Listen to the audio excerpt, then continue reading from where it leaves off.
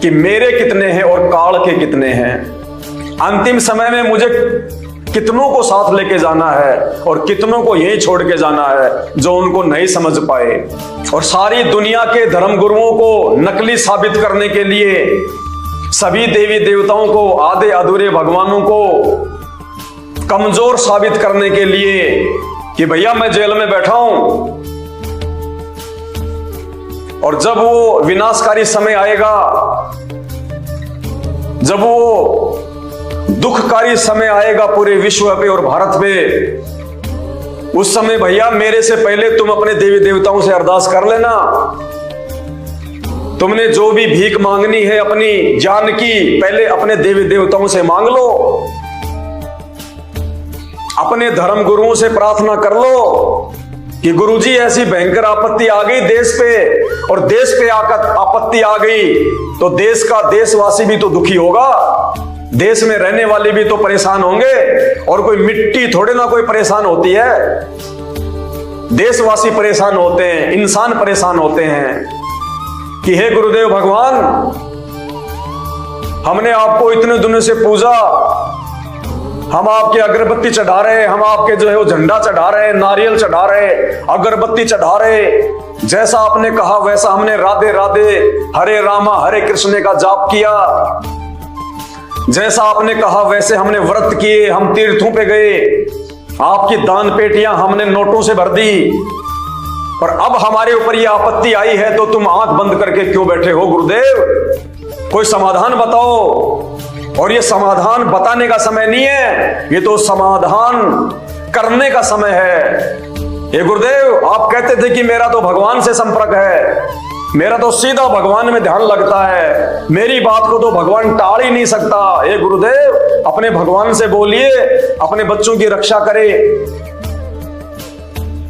उस समय ये तुम्हारे धर्म गुरु ऊपर हाथ खड़े कर लेंगे, ऊपर हाथ नीची गर्दन हो जाएगी कि जजमानो माफ करना, हमने तो धंधा खोल रखा था केवल अपने पेट पालन के लिए, हमारा किसी भगवान से कोई संपर्क नहीं है। उस समय जब तुम्हारी आंखें खुल जाएं और उसके बाद उन देवी देवताओं से, उन भगवानों से मंदिरों में जा जाके, मस्जिदों में जा जाके, चर्चों में, गिरजा घर में, गुरुद्वारों में जा जाके अरदास करना, दंडवत करना, नाक रगड़ना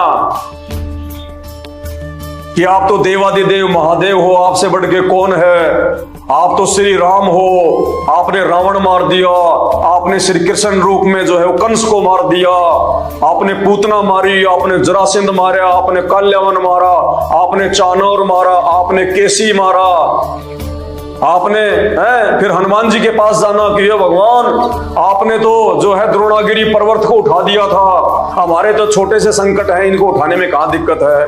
हे श्री कृष्ण भगवान आपने तो गोवर्धन पर्वत को उठा दिया, हमारे भी थोड़े से दुख और परेशानियां उठा लो। और उस समय वो भी शांत होके, चुपचाप होके, आंख बंद करके, कान बंद करके बैठे रहेंगे, क्योंकि पत्थर की मूर्ति ना सुन सकती, ना बोल सकती, ना चल सकती, ना देख सकती, वो जड़ है। फिर तुम अपने रिश्तेदारों के पास जाना, अपने उन पैसे वाले मित्रों के पास जाना, या तुमने जो बैंकों में जमा कर रखे, जो घर पे जोड़ जोड़ के रखे हुए, उन पैसों से सहायता मांगना, तो धन से सहायता मांगना। फिर जिन राजनेताओं के पीछे तुम हिंदू मुसलमान करते हो, जिन राजनेताओं के पीछे 24 घंटे तुम कभी ये कभी वो, कभी ये पार्टी कभी वो पार्टी, आपस में तुमने ये दुश्मनियां पाल रखी हैं, मैं उस पार्टी का, मैं इस पार्टी का, मेरा नेता वो, तेरा नेता वो। फिर इन नेताओं से हाथ जोड़ना, नेताओं से अरदास करना, और जब तुम अरदास करने जाओगे तो तुम्हें पता चलेगा नेताजी तो पहले से बंकर में जाके बैठे हैं। उस समय ये संत रामपाल जी निकल के आएंगे, एकमात्र परमेश्वर के रूप में, विघ्नहर्ता के रूप में, संकट मोचन के रूप में। तब तुम्हें पता चलेगा कि दुनिया का असली संकट मोचन हनुमान जी नहीं, इस पूरे ब्रह्मांड के असली संकट मोचन संत रामपाल जी भगवान है, ये विघ्न करता है। और उस समय ये नेता लोग उनको नाक रगड़ के अपने कंधों पे बैठा के लाएंगे इसलिए उस समय का इंतजार कर रहे हैं संत रामपाल जी कि आने दो वो समय एक बार। ऐसे ये मुझे परमात्मा नहीं मानने वाले, लातों के भूत कभी बातों से नहीं मानते। जब ये प्रकृति तुम्हारे ऊपर लातों की बौछार करेगी, आपत्ति और विपत्तियों की बौछार करेगी, तब तुम्हें वो परमात्मा याद आएगा। तब तुम शीघ्र स्वीकार कर लोगे, हाँ जी आप ही राम, आप ही हमारे कृष्ण, आप ही हमारे भगवान, आप ही हमारे बुद्ध, आप ही हमारे ईसा मसीह। फिर कोई वाद विवाद नहीं करेगा जैसा कि आज कर रहे हैं कि संत रामपाल जी कहां से भगवान हो गए। अरे आज से पहले जो ईसा मसीह आया था वो कैसे भगवान हो गया, वो भी तो इंसान था। श्री रामचंद्र जी कहां से भगवान हो गए, वो भी तो इंसान थे। श्री कृष्ण जी फिर कहां से भगवान हो गए, वो भी तो इंसान थे। बुद्ध कहां से भगवान हो गया, वो भी तो इंसान था। या कोई सींग वांग या कोई पूंछ वांस लगा के आए थे वो। फिर दुनिया की अकल ठिकाने आएगी जब खुद की जान पे आफत आएगी। उस समय ये भगवान जिनको तुम बंधनों में बंधा हुआ समझ रहे हो अपनी अज्ञानता के चलते, फिर तुम्हें पता चलेगा कि बंधन मुक्त कौन है और बंधन युक्त कौन है। इसलिए समय का इंतजार करो। बाकी भगवान अपनी लीला करके जा चुके हैं, राम कृष्ण सब, और उनका निष्कर्ष भी निकल चुका है।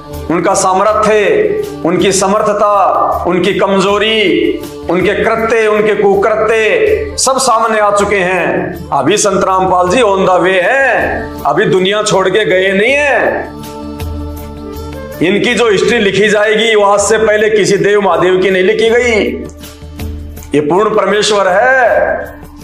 इन्हें आप अपनी तरह हाड़ मास का कोई पुतला मत समझ लेना। ये दिखाई जरूर दे रहे हैं आप और हमारी तरह, ये हाड़ मास का पुतला नहीं है।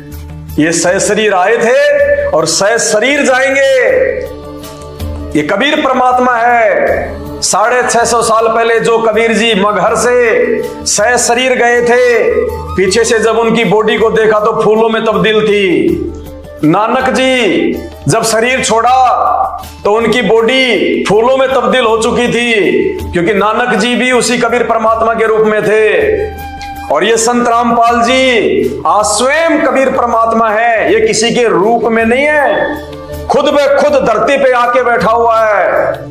ये संत रामपाल जी ना ही तो श्री रामचंद्र जी की तरह जल में डूब के जल समाधि लेके दर्दनाक अकाल मौत मरेंगे, ना ही श्री कृष्ण जी की तरह पैर में जहरीला तीर लगने से दर्दनाक मौत मरेंगे, ना ही महात्मा बुद्ध की तरह जहरीला भोजन करने से पूरे शरीर में जहर फैलने से मरेंगे, और ना ही ईसा मसीह की तरह सूली पे लटक के हाथों में पैरों में छाती में कील ठुकवा के मरेंगे।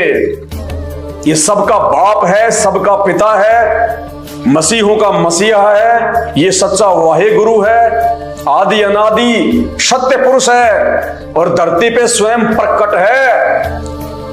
और दुनिया देखेगी जब ये इस धरती से जाएंगे अपनी आंख फाड़ फाड़ के, वो गए गुरु जी, वो गए परमात्मा, वो जा रहे हमारे बंदी छोड़, वो जा रहे आदि राम।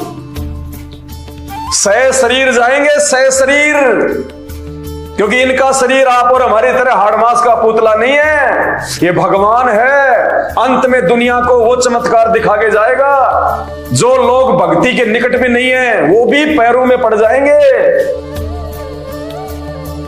ये दुनिया ऐसे इनको भगवान नहीं मानने वाली। तो सबसे पहले तो प्रकृति की मार पड़ेगी भयंकर। आगामी 4 से 5 वर्षों में जब दुनिया को नानी याद आएगी ना, अभी दुनिया का दिमाग उनकी जो है वो गुद्दी में है, अभी दुनिया की बुद्धि उनकी गुद्दी में है। जब तक उनकी गुद्दी, उनका अभिमान, उनका अहंकार उनके ये घुटनों में नहीं आएगा, तब तक ये संत रामपाल जी को भगवान के रूप में नहीं मानने वाले।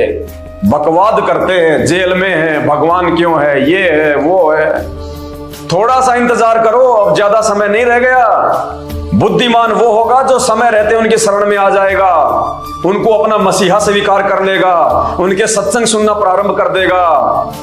वरना एक छोटा सा भूत प्रेत जब किसी में प्रवेश कर जाता है तो नानी याद दिला देता है। और आने वाले समय में इस प्रकृति का जो भयावह रौद्र रूप सबके सामने आने वाला है, नानी की नानी याद आएगी, छठी का दूध।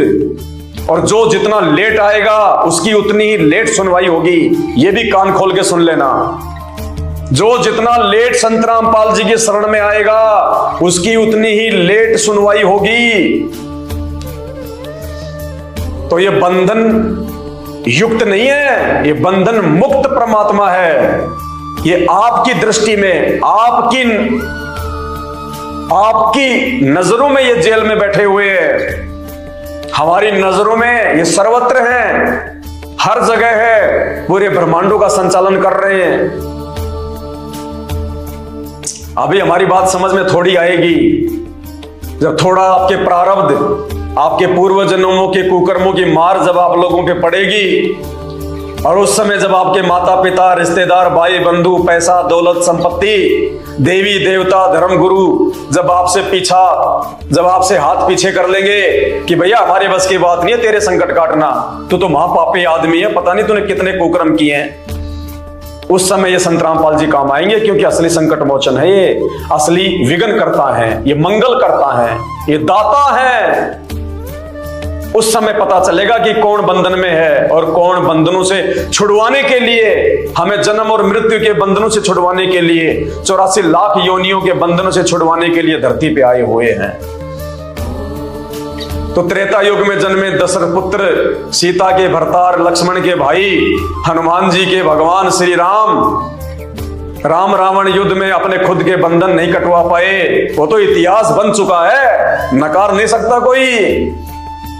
एक सांप से अपने आप को बंधन मुक्त नहीं कर पाए, उनके वाहन ने, गरुड़ जी ने आके उनके बंधन काटे।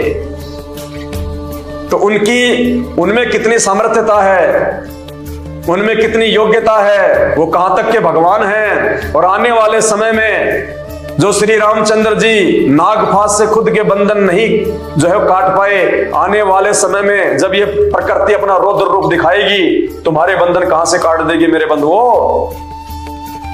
समय है, संत रामपाल जी की शरण में आ जाओ। बाद में रोने धोने पछतावे के अलावा, सिर पे हाथ पटक पटक के खून के आंसू रोने के अलावा कुछ भी शेष नहीं रहेगा। और जितने भी लोग जो गालियां निकालते हैं, जो कमेंट्स में, चुन चुन के हिसाब देना पड़ेगा, चुन चुन के। मैं अरदास करता हूं मेरे गुरुदेव भगवान से कि परमेश्वर इनकी जीभ में कहीं कोई कैंसर ना हो जाए परमात्मा, क्योंकि इन मंद बुद्धियों को ये नहीं पता ये किस परम शक्ति के लिए, ये किस महापुरुष को गालियां दे रहे हैं, ये किस आदि पुरुष के लिए उल्टे सीधे और भद्दे कमेंट्स कर रहे हैं। मुझे डर है कि कहीं आप लोगों की जीभ में कैंसर ना हो जाए, क्योंकि ये परम संत है। और उस परम संत की अगर सौपन में भी किसी ने निंदा की है, उसको बहुत भयंकर सजा भोगनी पड़ी है अपने जो है वो कर्मों की। तो मुझे दुख है इस बात का कि आप लोगों की जीभ में कहीं कैंसर ना हो जाए। साधु संतों के विषय में बहुत सोच समझ के मुख से एक एक शब्द निकालना पड़ता है। और ये कोई नकली साधु संत नहीं है, कोई नकली धर्मगुरु नहीं है, लोगों के दान पे जीवन यापन करने वाला ये कोई भिखारी नहीं है, ये पूरी दुनिया को भीख देने वाला दाता है। दाता एक राम, भिखारी सारी दुनिया। बहुत सोच समझ के निंदा करने से पहले आंख फाड़ के देख लेना, इनके सत्संग सुन लेना पहले। कहते तिनका कभू ना नींदिए जो पांव तले होए। एक तिनका, एक घास का तिनका कहते हैं, उसकी भी निंदा नहीं करनी चाहिए जो पैर के नीचे है। तिनका कभू ना नींदिए जो पांव तले होए, वो कब ऊठ आंखन में गिरे फिर पीड़ा गणेरी होए। ना जाने वो तिनका भी कब उठ के हवा से आपकी आंख में आ गिरे और भयंकर वो पीड़ा दे देता है। तो ये तो वो परम संत है, आदि पुरुष है, अनादि पुरुष है। लेकिन ये अपनी तरफ से ये किसी को कोई जो है श्राप नहीं देता। श्राप देते हैं घटिया लोग जिनको ज्ञान नहीं होता, जो आधे अधूरे जो भगवान होते हैं, अपने आप को बड़ा साबित करने के लिए वो लोग देते हैं श्राप। जो परम संत होता है, हम सब उसके बच्चे हैं। बाप कभी अपने बच्चों को श्राप नहीं देता, लेकिन उस बाप का एक विधान है, एक रूल है कि राम किसी को मारे नहीं और मारे तो हत्यारा राम। ये श्री रामचंद्र जी की तरह नहीं है जिन्हें राम रावण युद्ध में 18 करोड़ लोग मरवा दिए अपनी औरत के लिए। अरे भगवान थे, सर्वशक्तिशाली थे, सर्वशक्तिमान थे, सृष्टि के रचनहार थे, आदि पुरुष थे। तो अपनी औरत के लिए 18 करोड़ लोग क्यों मरवाए? खुद जाके लेके आते रावण से युद्ध करके, तब मानते कि हाँ ये पावरफुल है, ये भगवान है, ये परमात्मा है। 18 करोड़ लोग मरवा दिए अपनी औरत के लिए, वो भगवान कहां से हो गया? स्वयं में अगर सामर्थ्य था, अगर वो पुरुषार्थ था, स्वयं लेके आते, तब मानते कि आदि राम है। तो कहते हैं वो राम, वो आदि राम, सबका बाप। राम किसी को मारे नहीं, मारे तो हत्यारा राम। अपने आप ही मर जाओगे ये कर कर खोटे काम। तो भाइयों, किसी भी साधु संत के विषय में बिना उसकी तहकीकात किए बिना, बिना उसके सत्संग और ज्ञान से परिचित हुए बिना, उसके विषय में अपनी जुबान से अपशब्द भूल के भी मत निकालना। कब कहां पे भयंकर से भयंकर आपत्ति आ गिरेगी पता भी नहीं चलेगा। क्योंकि इंसान अपना जो भी भोग भोगता है वो अपने वो कर्मों के भोगता है, चाहे वो पिछले जन्म के कर्म हो, चाहे वर्तमान के कर्म हो। इंसान हमेशा अपने कर्मों का भोग भोगता है। जैसे श्री रामचंद्र जी ने मजाक कर दिया नारद जी के साथ में, बंदर का मुंह लगा दिया, वो कर्म किया उन्होंने, वो मजाक किया, उसका भोग श्री रामचंद्र जी को भोगना पड़ा। नारद ने उनको श्राप दे दिया।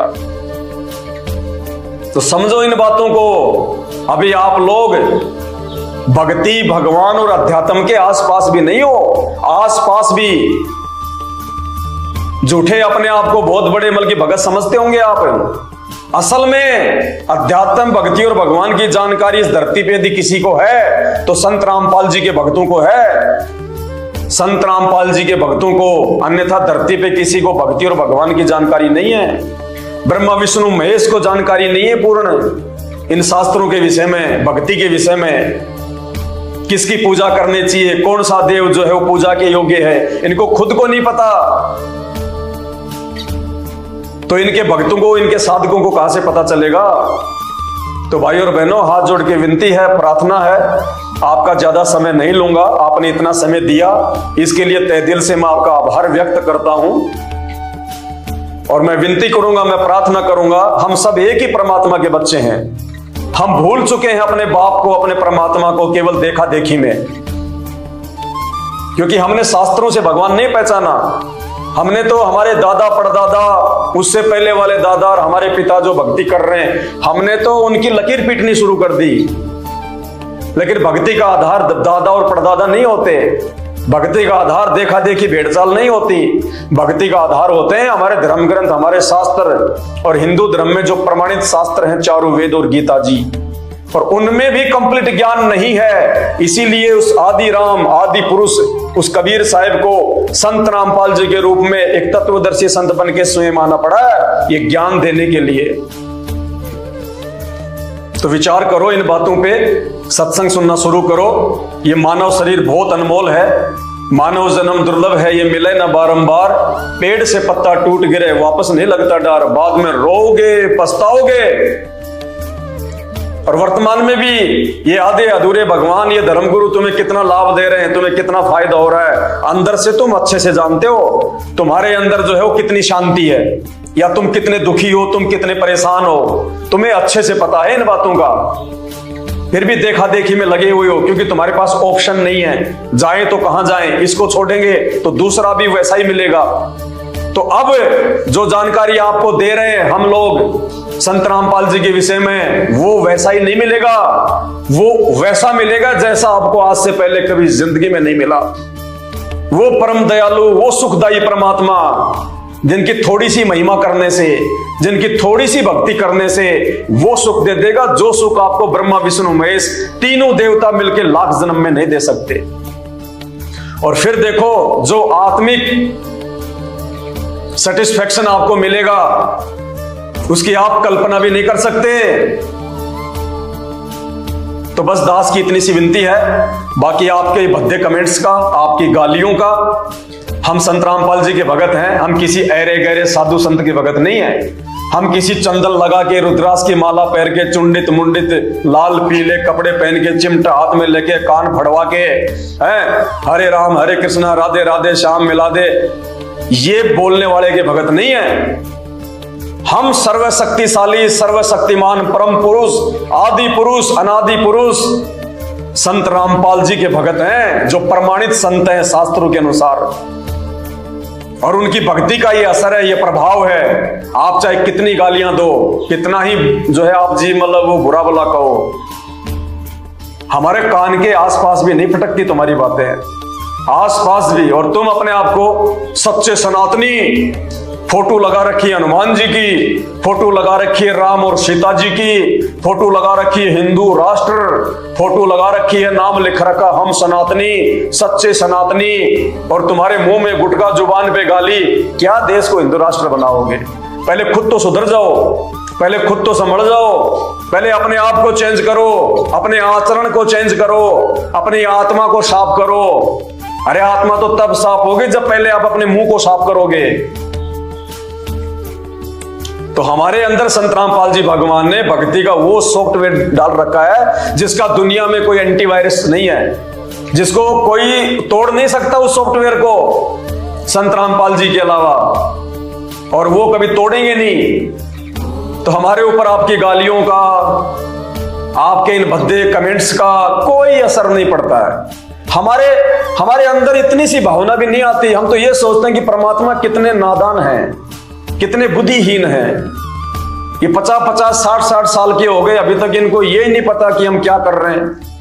गाड़ी किसी को निकालेंगे तो वहां से टकरा के वापस उसी के पास आती है। सामने वाला यदि गाली को नहीं स्वीकार करता है, सामने वाला यदि आपकी गाली का जवाब नहीं देता है, तो टकरा के वापस आती है। अगर माँ की दी है तो खुद की माँ के ऊपर आएगी, बहन की दी है तो खुद की बहन के ऊपर आएगी। तो हमें तो दया आती है आप लोगों पे, आपके बुद्धि स्तर पे। और ऐसी बात नहीं है, इस बुद्धि के स्तर को ठीक भी किया जा सकता है, अपने आप को संभाला भी जा सकता है, क्योंकि आज संभालने का मौका है। आज धरती पे परमात्मा स्वयं आए हुए हैं। सुधरो भाई। अरे हमें लाख गालियां निकाल लो, हमें कोई फर्क नहीं पड़ता। हमें गालियां निकाल के भी आप संत रामपाल जी के सत्संग सुनना शुरू कर दो, हम तो उसमें भी खुश हैं कि कम से कम हमारे भाई बहनों का जीवन तो जो है वो संवर जाएगा। देखो, अज्ञानता में, मूर्खता में, नासमझी में गालियां कोई भी निकाल सकता है, कोई बड़ी बात नहीं, लेकिन जो परिणाम है वो तो भोगने पड़ेंगे। यहां का विधान है, ये 3 लोक का विधान है, ब्रह्मा विष्णु महेश तक का विधान है। जो प्राणी जैसा कर्म करेगा वैसा भोग उसको भोगना पड़ेगा। तो जो गालियां आप निकाल रहे हो,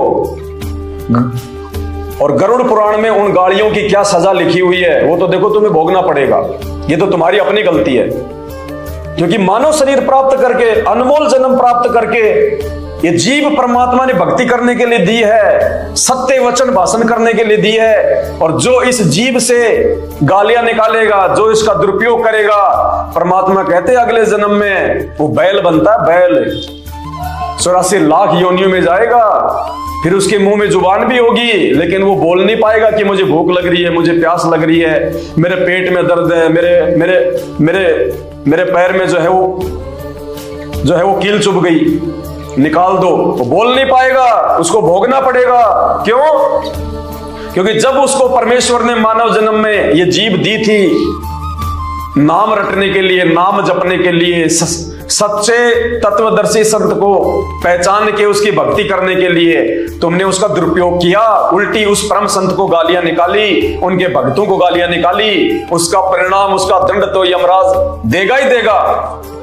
अभी भी समय है, अगर बचा जाए तो बच लेना। ये संत रामपाल जी हैं जो यमराज के जो है उस दंड को भी काट सकते हैं। कुछ नहीं है इनके लिए, सेकंडों का काम है। चाहे तुमने कितने ही बड़े से बड़े महापाप, महाकुकर्म और अपराध क्यों ना कर रखे हैं इस जन्म में, चाहे किसी लाखों वर्ष जो है वो पहले वाले जो है वो जन्मों में, संत रामपाल जी यूं काट देंगे, यूं चुटकियों में। उनके पास वो भक्ति है, वो मंत्र है। तो अभी भी समय है, संत रामपाल जी के सत्संग सुनना शुरू करो, अपने मानव जीवन को सफल बनाओ, धन्य बनाओ, और अपने माता पिता को भी उनके सत्संग सुनाओ, अपने बच्चों को भी उनके जो है वो सत्संग सुनाओ। YouTube पे जाके आप जी सर्च करो सत्संग संत रामपाल जी महाराज। और विनती करूंगा आप जी उनकी सृष्टि रचना जरूर सुनना, क्योंकि जो सृष्टि रचना है वो सभी धर्मशास्त्रों को समझने की मास्टर की है। जब तक आपके पास में मास्टर की नहीं होगी आप इन सदग्रंथों को, धर्म ग्रंथों को नहीं समझ पाएंगे। तो सबसे पहले YouTube पे संत रामपाल जी के जब आप सत्संग सुने तो आप उनकी सृष्टि रचना को जरूर सुने। उम्मीद करता हूं भाई को समझ में आ गया होगा, उसके सवाल का जवाब उसको मिल गया होगा कि कौन बंधन युक्त है और कौन बंधन मुक्त है। बाकी समय बहुत ज्यादा हो गया है और आप लोगों का समय बहुत कीमती है। इसी के साथ अपने शब्दों को विराम देता हूं और विनती करता हूं कि जितना जल्दी हो सके संत रामपाल जी के सत्संग सुनना शुरू कर दीजिए, वरना आने वाले विनाशकारी समय में धरती पे कोई बचाव का रास्ता नहीं है। चाहे कितना ही दिमाग लगा लेना, कितना ही पैसा खर्च कर लेना, कितना ही भटक लेना भाई, इस परम संत के अलावा धरती पे कोई भी सुरक्षा कवच नहीं बचेगा। और उस समय फिर मजबूरन नाक रगड़ के आना पड़ेगा, लेकिन जितना लेट आओगे सुनवाई भी उतनी ही लेट होगी। बंदी छोड़ सतगुरु रामपाल जी भगवान की जय हो। जब तक आप उनके द्वारा बताई गई सृष्टि रचना को नहीं पढ़ेंगे, नहीं समझेंगे, तब तक आपको किसी भी धर्म का कोई भी धर्म ग्रंथ समझ में नहीं आएगा। भाई और बहनों, 2 घंटे से मुझे थूक बिलोने का कोई शौक नहीं है। आप भी अपने कीमती समय में से थोड़ा बहुत समय निकाल के ये वीडियो देख रहे हैं, तो ये वीडियो देखने का फायदा उसी समय है जब आप संत रामपाल जी के सत्संग सुनना शुरू करें। क्योंकि आज इस पूरी धरती पर केवल एक ही परम संत है, बाकी कोई संत इस धरती पे नहीं है। और जितने भी संत हैं ये धर्म गुरु हैं, इनको अपने स्वयं के धर्म के विषय में पूरी जानकारी नहीं है, इनको स्वयं के धर्म ग्रंथों के विषय में पूरी जानकारी नहीं है। हिंदू धर्म गुरुओं को गीता जी और वेदों के विषय में पूरी और सच्ची जानकारी नहीं है। मुल्ला और मौलवियों को मुसलमान धर्म के विषय में, कुरान शरीफ के विषय में, तौरेत जबूर और इंजिल के विषय में पूरी जानकारी नहीं है। जितने भी पादरी और पास्टर हैं इनको बाइबल के विषय में पूरी जानकारी नहीं है। सिखों को गुरु ग्रंथ साहिब के विषय में जानकारी नहीं है, ना ही बौद्ध और जैन समाज को अपने अपने धर्म ग्रंथों की जानकारी है। ये सारी जानकारी संत रामपाल जी ने सभी धर्म के मानने वालों को दी है। आपने उनके सत्संग सुनने पड़ेंगे और सत्संग सुन के आप विचार कीजिए कि आपको मानव जन्म क्यों मिला है। परमेश्वर कहते हैं, मानव जन्म पाए के जो नहीं रटे हरि नाम, और जैसे कुआं जल बिना फिर बनवाया क्या काम। ये 84 लाख योनियों से भिन्न एक मानव शरीर हमारी को केवल और केवल भक्ति के लिए मिलता है। अन्य योनियों में जाके महादुख भोगने से बचने के लिए मिलता है। और ये केवल उसी समय संभव है जब हम एक परमेश्वर की भक्ति करें। और एक परमेश्वर की जानकारी वर्तमान में पूरी पृथ्वी पे यदि किसी धर्मगुरु के पास में है तो केवल परम पूज्य सतगुरु रामपाल जी भगवान के पास में है। और जब तक आप उनके सत्संग नहीं सुनेंगे, आप उनके विचारों से परिचित नहीं होंगे, तब तक ऐसे ही आप अपना ये अनमोल मानव जन्म बर्बाद करते रहेंगे। और आज मानव जन्म में आप कितने सुखी हैं बिना भक्ति और भगवान के। और कल को जब ये शरीर छूटेगा, हम 84 लाख योनियों में जाएंगे, उस समय हमारे साथ में क्या बीतेगी। आज आप एक गधे का जीवन देख लीजिएगा, आज आप एक बैल का जीवन देख लीजिएगा, कितना महादुख भोगता है। सारा दिन खेत में चलता है, गाड़ी में उसको किसान जोतता है। एक गधा सारे दिन ईंट के भट्ठे के ऊपर कितनी मेहनत करता है, सारा दिन ईंटें ढोते रहता है। अन्य पक्षी देख लीजिए, पशु देख लीजिए, एक कुत्ता देख लीजिए, सर में कीड़े पड़ जाएं, पूरे शरीर पे उसके खुजली हो जाए, एक्सीडेंट में उसका पैर कट जाए, कितने दुख भोगते हैं। आप और हमारे ऊपर तो छोटी मोटी कोई भी आपत्ति आती है, हम तो तुरंत अपने किसी रिश्तेदार को बता दें, कहीं से सहायता प्राप्त कर लें, मेडिकल प्राप्त कर लें, हॉस्पिटल में चले जाएं। भूख लग रही है तो खाना खा लें, कहीं भी 56 प्रकार के भोजन बना के खा लें। और कल को जब भक्ति सही नहीं करेंगे, और ये तो विधान है परमात्मा का, ये मोटे मोटे ग्रंथ भगवान ने कोई ऐसे थोड़े ना लिखवाए, मजाक में थोड़े लिखवाए चारों वेद और ये गीता जी ये पुराण, इनमें भक्ति और भगवान के विषय में जानकारी है। इस मानव शरीर से हमें क्या करना चाहिए उसकी जानकारी है, और यदि हमने वो कार्य नहीं किया, संत रामपाल जी की शरण में आके एकमात्र पूरे विश्व में उस तत्वदर्शी संत की शरण प्राप्त करके यदि हमने एक परमात्मा की भक्ति नहीं की, तो अगला जन्म 84 लाख योनियों का। फिर हमें ना कोई सत्संग के विषय में बताएगा, ना कोई समझाएगा, ना हम समझने के लायक रहेंगे। कहते माता पिता मिल जाएंगे लख 84 माही, सतगुरु की सेवा और भक्ति ये फेर मिलन की नाही। आज अनजाने में लोग कहते हैं माता पिता ही हमारे गुरु हैं, माता पिता ही हमारे गुरु हैं। बहुत अच्छी बात है, वो भी गुरु हैं, उन्होंने भी आपको जीवन जीना सिखाया है, बचपन में आपको शिक्षाएं दी हैं। लेकिन बिना आध्यात्मिक गुरु के वो माता पिता भी मरने के बाद 84 लाख योनियों में जाएंगे, और आप भी 84 लाख योनियों में जाएंगे। वहां पे ना आपको माँ बचाएगी, ना आपको वो पिता बचाएगा। तो ये परम पिता परमात्मा धरती पे प्रकट है, सबका पिता है, सबकी माँ है। ये हमें सत्य आध्यात्मिक ज्ञान देके 84 लाख योनियों से भी बचाएंगे। और इस शरीर में रहते सहते यदि हमारे ऊपर कोई संकट आना होगा, कोई परेशानी या कोई दुख आना होगा, हमारे कोई प्रारब्ध का, हमारे कोई पूर्व जन्मों के कुकर्मों का, उसको भी संत रामपाल जी अपनी भक्ति से काटने में समर्थ हैं। आपके ऊपर वो कष्ट नहीं आने देंगे यदि आप उनकी मर्यादा में रह के भक्ति करेंगे। तो मेरी केवल आपसे विनती है, आपसे प्रार्थना है, मैं आपको केवल समझा ही सकता हूँ, बता ही सकता हूँ, जानकारी ही दे सकता हूँ। बाकी प्यास आपको होनी चाहिए, भूख आपको होनी चाहिए, तभी आप उस चीज को प्राप्त जो है वो कर पाएंगे। तो आज के वीडियो में केवल इतना ही।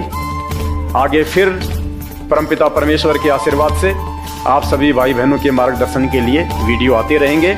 अभी तक यदि आपने हमारे Facebook page Pawan Das is live को फॉलो नहीं किया है तो आप जी फॉलो करें, वीडियो को शेयर करें, ताकि यह जानकारी अन्य भगत भाई बहनों तक भी पहुंचे जो अभी उन अज्ञानी और नकली धर्मगुरुओं के चक्कर में अपने मानव जीवन को बर्बाद कर रहे हैं। बंदी छोड़ सतगुरु रामपाल जी भगवान की जय हो।